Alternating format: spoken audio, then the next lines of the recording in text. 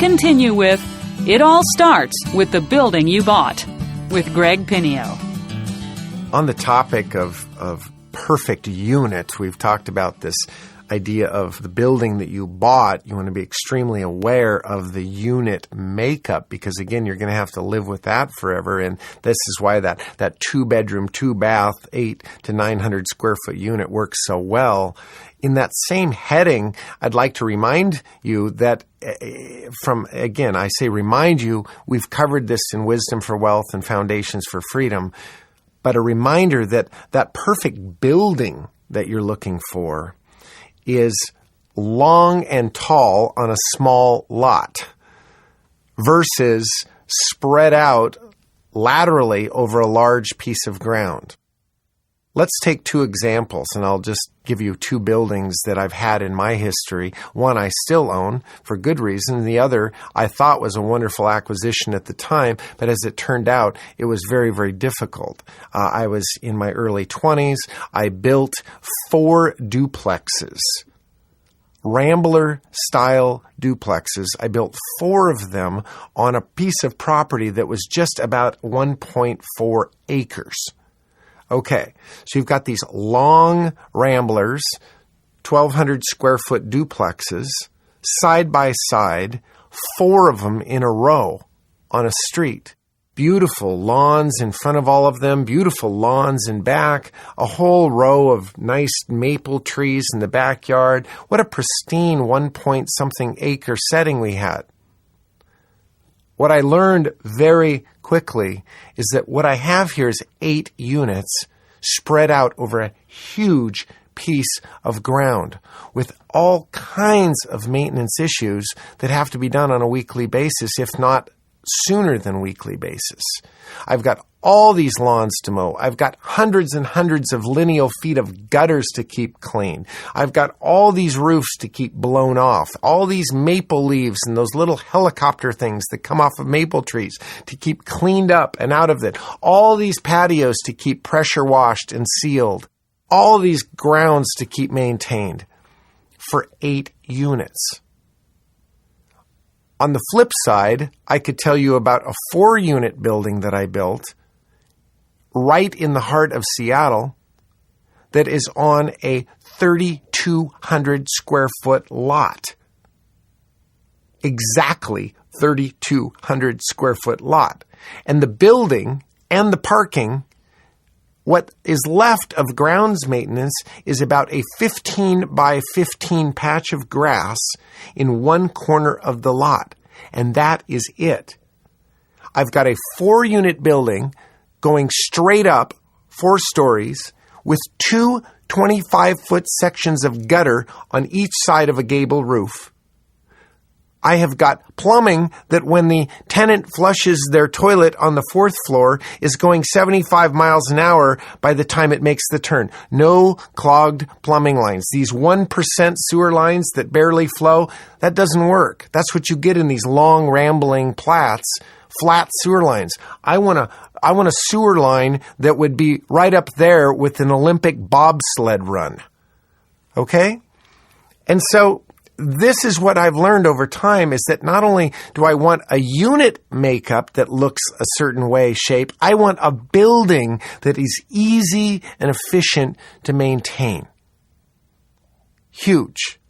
Absolutely huge. And remember that the problems that you incur in the maintenance management area start with your acquisition. And I'm reiterating some tips on the acquisition so that you'll pick buildings that you can dance with for the rest of your life. Do you want to mow lawns and pick up leaves and clean gutters for the rest of your life? Yes, you can hire it out, but it's expensive. Pick a building that is low maintenance. A day in, day out task of property management is the entire financial operations of your business. Let's underline a few premises here. If this is your only building, and this is your one and only baby, you will be setting up a property management account. And of course, that account will have the income stream from your rents and the expenses of that building going out. let's just say that when you buy your second building, that the income stream and the expenses of that building need to be kept separate from your first building. Everything in the accounting world has to be tied to the property that it refers to. Now, we have some excellent programs out there. Quicken, QuickBooks, these wonderful accounting programs that allow you to put a tag on the income stream and put a category to the expense side. But the income and expense of your building needs to be accounted for, and every little detail needs to be accounted for. I would also suggest having a credit card that you only use for expenses as they relate to that building, and any other supplier cards. For example, you may have a Home Depot card. In that particular card, they will ask you right there at the counter, what building do you want to charge this to? And therefore, you'll have a monthly statement that will tell you any expenses charged on that card as they relate to each building. The bottom line is that at the end of the year, you're going to have to tell your accountant all of the income that this building generated for you and all of the expenses you incurred from owning this building. I do that in a couple different ways. One, of course, on a computer where I'm paying my bills, where I'm collecting my rents. It's logged in there for sure. But I also have, as part of my rental agreement with the tenant, I fill out a form, what I simply call a lease payment schedule form. And it simply says, here's what I'm expecting on this date, so that if you set up any kind of payment schedule with them for their lease agreement, maybe you will accept to have them pay your last month's rent over 2 installments. If you choose to do that, you're going to say, on January 1, I expect this much money. On February 1, I expect this much money. And it lays out the entire year of on what date do I expect how much money. Then, in accordance with your lease, there is a column on that form that says late charge. In my lease, if you are late, if I accept your rent after the 5th of the month, you will be charged late fees, per day late fees. And you can choose what fee you would like to plug in there.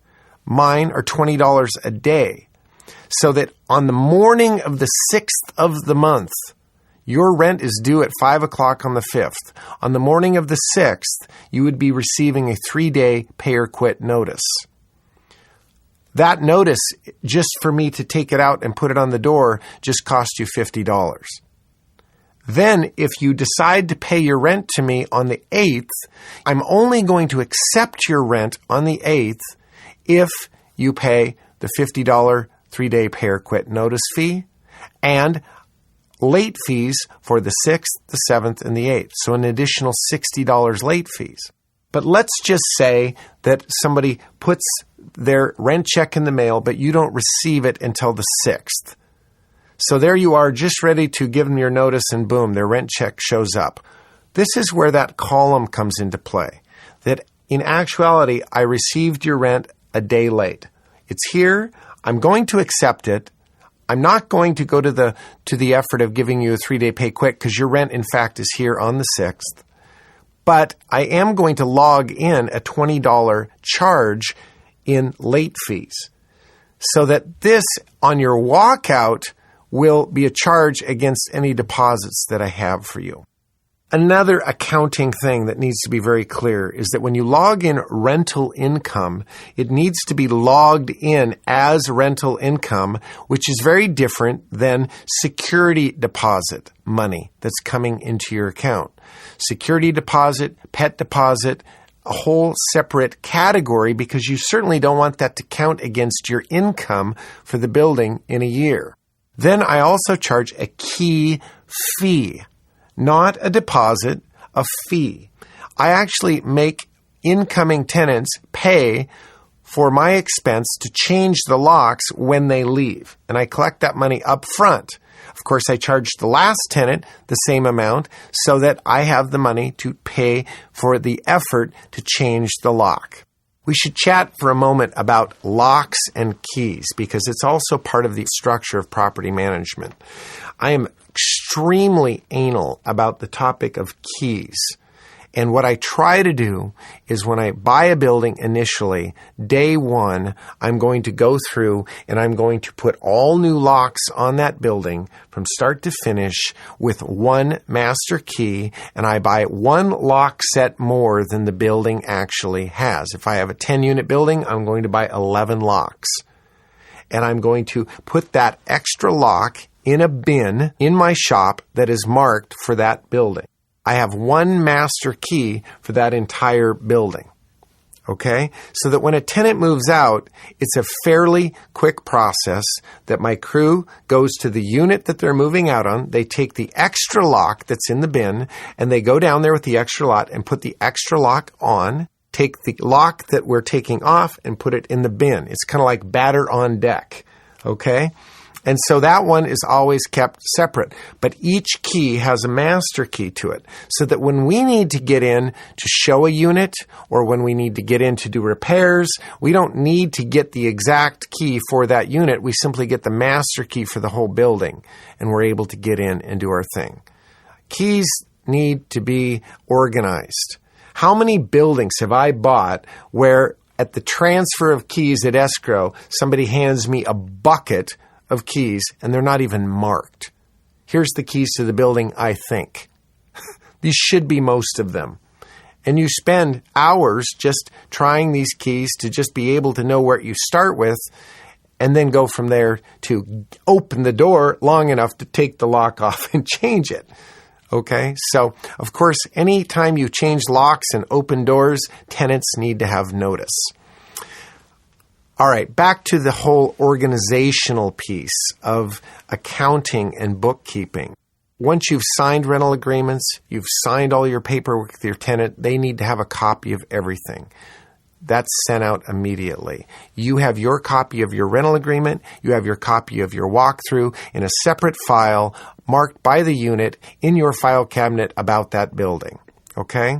I also, in terms of paperwork, have in a separate notebook this whole lease payment schedule form. So that when a check comes in to me, the first thing that's done is I open up my book that has the lease payment schedule and I log it in. Every day around the first of the month, the day the check comes in, it's logged in. Then from there, it's entered into the computer. Then from there, it's put on a carbon deposit slip and deposited into the bank. So I have 3 ways of checking exactly when that check came in and how much it was for. 3 ways. So if a tenant says, well, I sent you the rent on the 1st. You should have had it on the 1st. No, actually, let me show you. Here it is in my lease payment schedule, logged in on the 7th. Here it is on my computer, entered on the 7th. And here's a carbon of my bank slip also on the 7th. There's 3 ways of checking, and I like that. Economic swings will certainly have an impact over time of and with your rental property. Nobody is exempt from 9/11, for example, and the impacts that had on our country economically. Location, and that incredibly romantic location, will keep your building more full than any other building in the area. And so you're insulated in that way. But you are not exempt from the possibility of having to lower your rents given economic conditions, locally or nationally. If, in fact, you have to lower your net effective rents, let me give you a suggestion on that topic. Rather than lowering the face of your rental agreement rent, consider instead giving the same net result to the tenant over a year term, but giving them a X amount of days, be it a month or 45 days of free occupancy, but not changing the actual rental agreement in terms of the dollar amount that your rental agreement says you're collecting a month. Why? if ever in your course of business life you need to sell that building, your building is valued by the rent roll that you have established. And so even if I'm in a situation where I have to lower rents, what I will do is rather than lower the face of the rent, I'll simply negotiate that, all right, if I'm now currently renting at $900 a month, and I've filled this up for 12 months at $900, and I realize now that I have to lower this to $850 to get that building full, I'm still going to take $850 times 12 and come up with an annual total. And then I'm going to say that the rental amount is $900 a month. And how many days of free rent do I need to give you to still end up with that same total at the end of the year that I'm looking for? I don't want to lower my rent roll, because if ever in the year I need to sell for some unforeseen reason, that building will be valued by the rent roll that you can present to a prospective buyer. We get asked all the time in our Wisdom for Wealth Foundations for Freedom seminar, how exactly do we hold title to property? Well, let's face it, we're not naive. We live in a world of liability. That is just a reality of our era. And yet, I really still, even with that heading, can't tell you the answer to that for you. Everybody's situation is different. Every property is different. Whether you've bought this property with a partner, whether you're a major partner, a general partner, a small piece of the equation, all of those things will come into play. Whether you have a whole bunch of assets that you're looking and wanting to protect, or whether you absolutely have nothing, this will come into play. Whether you have the discipline to follow through with the rules of a corporation, the rules surrounding an LLC, all of these personal, objective and subjective decisions need to be made on a one-on-one basis. And so I have some properties that I hold in one way, others that I hold in another way, but they're all handcrafted after a lot of consultation with my attorney and my accountant. And so I would suggest simply that you do the same, that certainly on your team, as we would review those team members from our Wisdom for Wealth seminar, you will have an attorney and an accountant on your team. And this would be something that you would want to sit down, discuss the property, discuss your personal situation, and they will counsel you in the right decision for how and in what entity you will hold title to this property. As a new owner of this building, you are going to have to make some decisions around the whole topic of how do I want to manage this building? Specifically, who is going to be involved in managing this building? I have some fairly strong thoughts on the whole issue of hiring property management companies to do this. Now, I'm not saying there aren't good property management companies out there, but I will say this and feel fairly comfortable around it, that nobody is going to care as much about your building and the way it's run more than you do. And so I have taken the attitude that I am going to be very hands-on about this, and those areas of my business that I need help with, I am going to hire my own staff people to do the parts of my business that I need help with. This whole idea of paying somebody, 6, 7, 10% to manage your property their way when they've got 30, 40, 50 other buildings that they're managing in their portfolio, to think that they're going to give yours the personal service and attention that you would is sort of unrealistic. I would rather take that money that I would be paying them, 10% of my gross rents or 7% of my gross rents per month, I would rather take that money and hire somebody and train them specifically in the way that I do things so that they become a representative of my company and the attitudes that we present. So, same with the maintenance side of the equation. I'm not advocating that you are necessarily the one on the end of a lawnmower every week, mowing your small patch of grass and blowing your parking lot and cleaning out your gutters and vacuuming stairwells and changing light bulbs. But what I am advocating is that if you aren't the one doing that, that you hire somebody who shows up representing you in every way, shape, and form, and does those things to your standard, and that you are training and checking on their work so that it is done exactly the way you want it done. Leasing people that may work for you need to be trained. Not just everybody is a good salesperson, and a leasing person needs to be an excellent salesperson.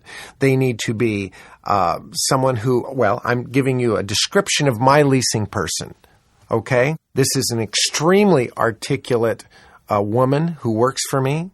She's very educated. Her people skills are exceptional. Her articulation and ability to communicate is exceptional. And I have spent hundreds of hours with her on the topic of real estate and property management so that she knows exactly what I would say and how I would handle any situation. We rehearse her performance. We practice her performance. She will leave that outgoing message tape that I'm telling you about, describing the rental. I will critique it and say, this was good, this needs to be improved, do it again. We may do that thing 15 times before it sounds exactly the way I want it to sound. You see, there are no accidents to leasing units.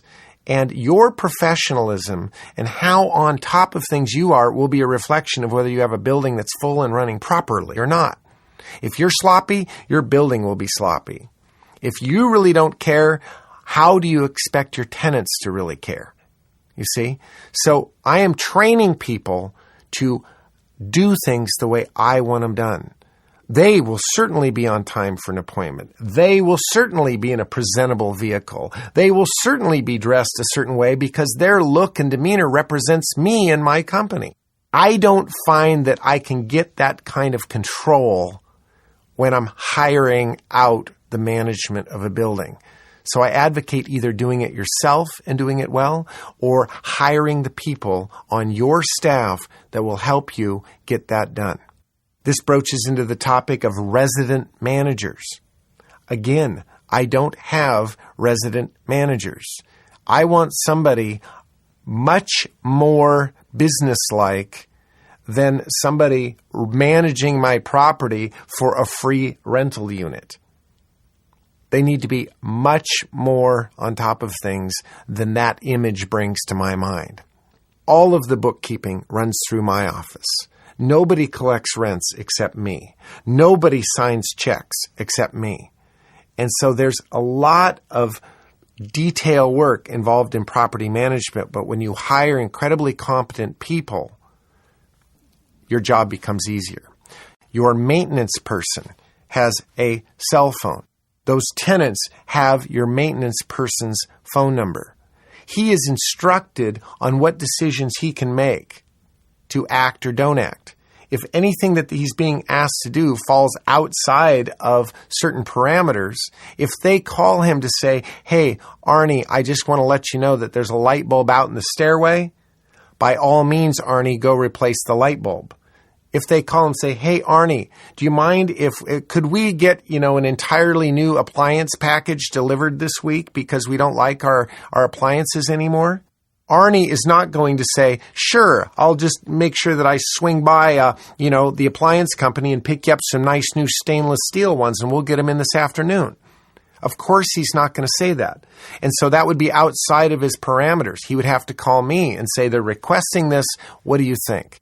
But I do want the tenants to have his phone number because about 90% of the time, they are calling about things that we want to know about. a toilet that isn't shutting off on time, a drippy faucet. We want to know about those things because we want to be on top and proactive with the maintenance of our buildings. We encourage tenants to call us about things. Plus, every time we are able to get in a unit per their request, what are we doing when we're walking in the door? We're taking notes. That those 4 candles that you love burning on the window ledge that are creating wax all over the wall and the window ledge, guess who's getting a note the next day? Because Arnie calls me and says, boy, they've got 4 candles on the window ledge burning and they're dripping wax all over the wall and the floor. See, our opportunity to be proactive about how our unit's being kept up comes from encouraging them to call us about little things. It gives us an opportunity to get inside the unit on a much more frequent basis. This idea of I'm going to keep rents low so that you never call me about anything, I hear people preaching this all over the country. I'm saying, are you kidding me? Is that the objective? To never go in your unit? How the heck do you know what's going on in there unless you go in it on a frequent basis? I'm wanting those tenants to feel my presence around that building on a weekly basis so that if they so much as put, a stuffed piece of furniture out on their lanai, my lease explicitly says that those lanais are for patio furniture only. Wicker, metal, those sorts of things versus, the old couch that your mother gave you. That won't happen. Won't happen on my watch. And so consequently, when we're going by there, we are being proactive with things. In Arnie's maintenance vehicle, he has a 2-part NCR form. Basically, it's just a notepad, but it has a copy function on it. That's the NCR part. Anything he sees that isn't right, he is leaving a note and signing it Arnie / the manager. And so we're leaving those notes every day at some building about something. Every day about something.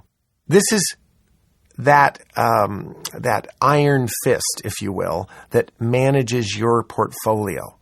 You are watching it. It's in your control. You are never letting it get out of your parameters as an owner of that building in a kind way. Okay? So this whole idea of being extremely organized and extremely anal about your bookkeeping and about your management, proactive in every way. If you were to walk into my workshop, it's approximately 10,000 square feet, and it has 80 different bins.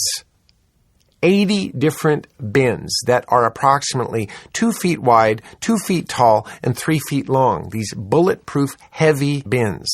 And those bins are labeled everything you can imagine in terms of supplies and equipment that we need to maintain real estate.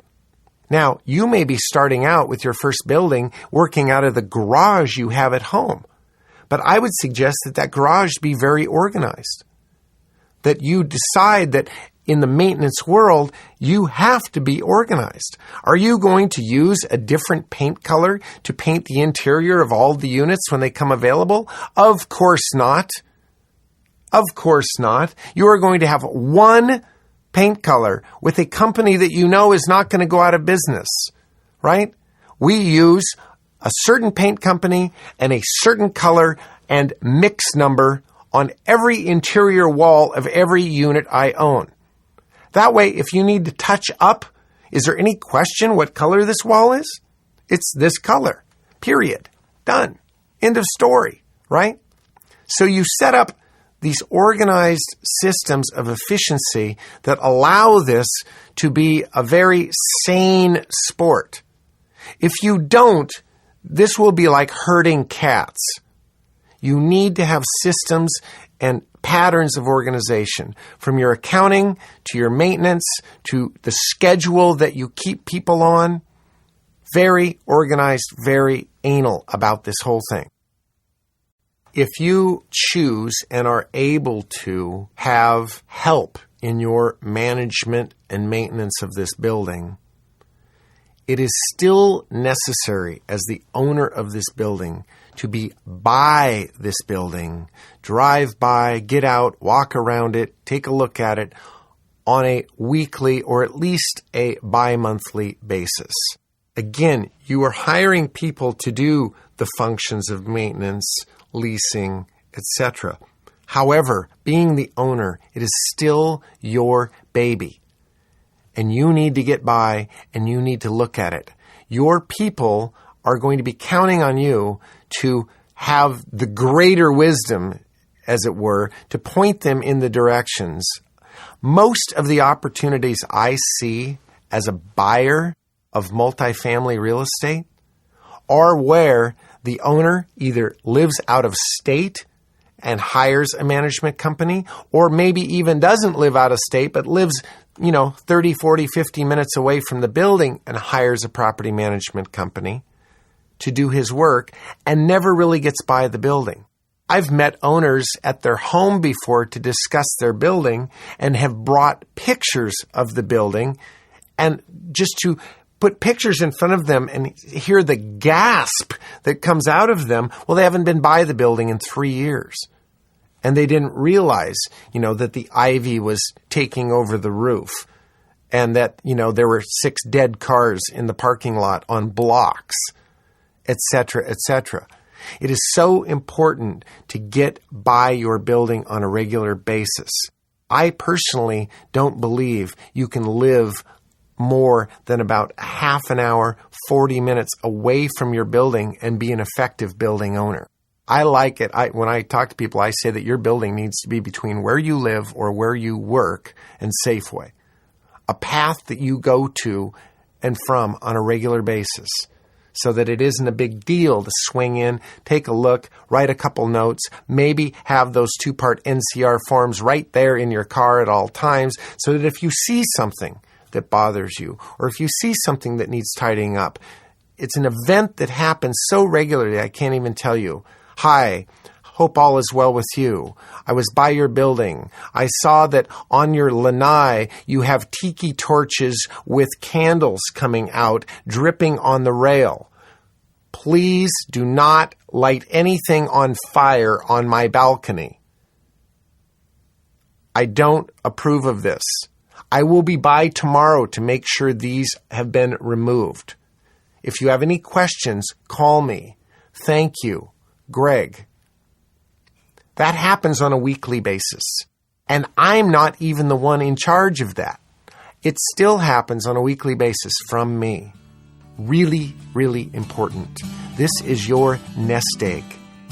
Sit on this nest. Make sure it is always and forever under your control and watch. That is what a good property manager and good building owner is all about. This is the end of Disc 3. It All Starts with the Building You Bought with Greg Pinio continues on Disc 4.